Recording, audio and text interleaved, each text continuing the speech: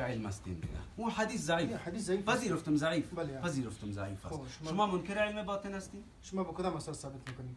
شما را پرسان دارم، اساس ثبوتی گپ نیست. شما سوال دارم. علم باطن شما منکر هستین؟ به نام علم باطن ما چیزی را نمیشناسیم. تا هنوز یعنی شناخت از علم نداری. یعنی بیخین قبول نداریم. اگر ما از شیخ الاسلام ثابت کردیم که کسی که منکر علم به ما حجت دلیل نیست. به ما رسول الله دلیل است. اگر خودت از رسول الله برای دلیل میاری، مال مصنف ابن ابی شیبه می مشکل نیست، رو پیش میکنیم. امور که صدا کنه یک سنن دارمی هم برای از موجود داره، امور روایت دوم سوره بیار. دیگه این ما برای تیر ثابت میکنیم که این کتاب این شما میبینید خودتان از ابن تیمیه است. به صفحه 57ش همین مسئله را بیان کرده. مولوی صاحب تانوز معرفت از علم نداره. نه معرفت مهم نیست، ما شناخت نداره. شناخت و معرفت شیء واحد است. مولوی صاحب سیکو. یک علم ظاهر است، یک علم باطن است. امیر قبول دارین شیخ شما؟ همین تقسیم که شما میکنید. علم ظاهر خو ما میفهمیم که قرآن تفسیر کردن، قرآن به حدیث تفسیر کردن، قرآن به اقوال صحابه تفسیر کردن، و قرآن به اقوال تابعین تفسیر کردن، و قرآن را به طبق قواعد لغت عربی تفسیر کردن. این تفسیر ظاهری قرآن است. اگر کسی بینمی معیار قرآن تفسیر میکنه تفسیر است، اگر کسی به خلاف ازی چیز را میکنه به نام تفسیر متحریف است. ولی باطن چی معیار وجود داره؟ ببینید مولوی صاحب تانوزی خود گپا میزنه که مولوی صاحب علم باطن نمیشناسن. علم باطن شما نمیشناسین. همین حدیث شریف که اینجا هست شما این قبول دارین ندارین؟ فقط این برای ما صرفا جواب بگید. شما حدیث ضعیف قبول ندارین. ایش قبول ندارین؟ یعنی اینا مدعا و جوابش این برای که شما علم باطن قبول ندارین. اگر ما ثابت کردیم که علما و شیخ الاسلام تان همین فتوا را داده بود که علم باطن شیخ الاسلام شما کی؟ همین ابن تیمیه. شیخ الاسلام ما؟ نه بله. این از شما نیست؟ نه ما نمیپذیریم. اون معتقداتی که کسره که خودت نمیپذیری. بس چطور از قال از دلیل میاری؟ الزام شما نمیشناسی سبی الزام است. الزام است. الزاما دلیل پیش میشه سب. الزاما پیش میشه این مسئله. شما خودتان بپذیرین این مسئله را. این عبارت از خودتان میخوانین، ما برایتان بخوانیم. اینا ما برایتان میخوانم. و اذا قال انا محتاج الى محمد في علم الظاهر دون علم الباطن. مولوی صاحب تانوز علم باطن مقر نیست. میگه کسی اگر گفت که ما به علم ظاهر به نبی اکرم سید عالم صلی الله علیه و سلم محتاج هستم و در علم باطن محتاج نیستم، صحیح شد دون علم الباطن. او فی علم الشریعه دون علم الحقیقه، که حقیقت همو تعبیرش به تصوف میشه. علم شریعت میگه ما محتاج هستم اما در علم حقیقت محتاج نیستم. فهو شر من اليهود والنصارى. این شر است از یهود و نصارا بدتر است انسان. این عبارت از کتاب است، شما خودتان مولوی صاحب را میبینید. کتاب ما دلیل شده نمیتونه. چی دلیل شده میتونه؟ شیخ الاسلام ابن تیمیه در یک جای از رسول الله ثابت کردم برای صلی الله علیه و سلم. حال کتاب یه برات متن نمیخوام. ضعفش از متون اسماء الرجال برای ما ثابت میکنیم. اسماء الرجال، کتاب اسماء الرجال اینجا باشه برای ما همو رجلی را که شما سرش جرح میکنین در کتاب. شما خو ما البته هیچ وقت گستاخی مراد ندارم. انشالله ما با اسم شما آشنا هستم، شاید شما هم با ما آشنا باشید.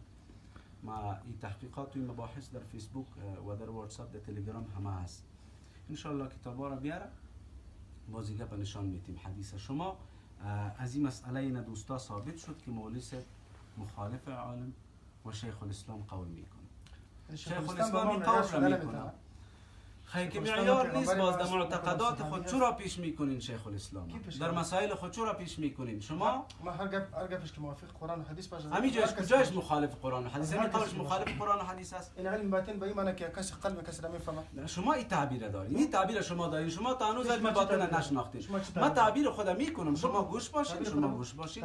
این همین تعبیری که شما علم باطن اصلا قبول ندارید. تعبیرش چی کردید؟ ببخشید من اینجا یک جمله میگم.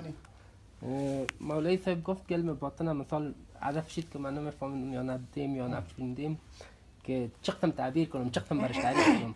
همین تعریف شما هم کنین که ما بفهمیم که علم باطن چیز، علم ظاهر چیز، بعد از بحث کنیم. اینا ما با مولوی صاحب میفهمم، مشکل نیست.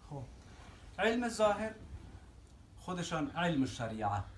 قال رسول الله یا آیات یا از اقوال تابعین. اینا اقوالی باشن ای به علم قال و علم ظاهری عمل میشه. درست؟ اما علم باطن که صاحب شیخ الاسلام او را تعبیرش به علم الحقیقت کرد. علما این را به تصوف تعبیر میکنن.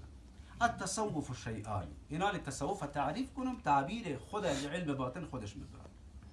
التصوف شیئان، تفسیر روح المعانی تعریف داره. التصوف دو چیز است: الصدق مع الله والكذب، الصدق مع الله، صدق به امرای مردم و به امرای ناس. این عبارت تفسیر روح المعانی. الصدق مع الله، صدق به امرای خدا، صدق به امرای خدا در عبادت، سمعت، ریا، این مسائل از بین بردن و صدق در معامله با امرای مردم. این تعبیر لفظ التصوف که شما کشیدین در زمان رسول الله بود؟ نبوده باشه. لفظ صرف بود در زمان رسول الله صلی الله علیه و سلم. لفظ صرف بود. صرف خو ما به عنوان دین نمیپذیریم. ما به عنوان این یک راه برای اصول تزکیه میپذیریم. جزء دین میپذیریم. شما امی دعوا را که میکنین که ما جزء دین میپذیریم. یک ظاهر است که باطن محترم، امی باطن شما یک جزء دین معرفی میکنین. وقتی که جزء دین معرفی میکنین دو مجلد است، 10 و 11 است، او را بیار. 5 و 2 است، او را نبیار. 10 و 11 او را بیار. سنن دارمی را بیار. مجموعة الفتاوى، مجموعة الفتاوى او را بیار و دیگه ای که تعریفات از اونها تعریفات کتاب است. دین شده میتونه.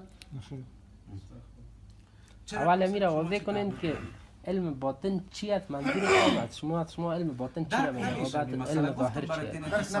نه او تو نگفتم، یعنی درک نکرد. نه بعد از بعد کنین که مولوی صاحب خلط مکو، خلط نکنین مولوی صاحب. نه یک چیزی که خلط نکنین. قربانتان من اجازه بدین گپ بزنم. اجازه بدین گپ بزنم. که هدف ما هم خدا این است که موضوع روشن شود در فضای دوستانه. بله بالکل. و همون معیارها و ارزش‌های اخلاقی. اون ما میخوایم نه هدف ما. تصوف ما گفتم نی که تعبیر الفاظ مترادف می باشه، معانی واحد می باشه در بعضی صورت ها.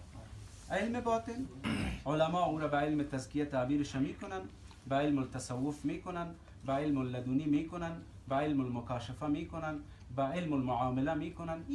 این تعبیرات است.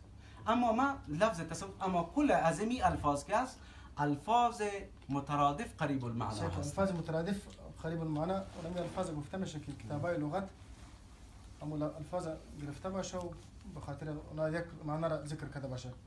مثلا اسد است، غضنفر است، لیث است. این علما میگن که الفاظ مترادف است. هر کدامش معنی شعر داره.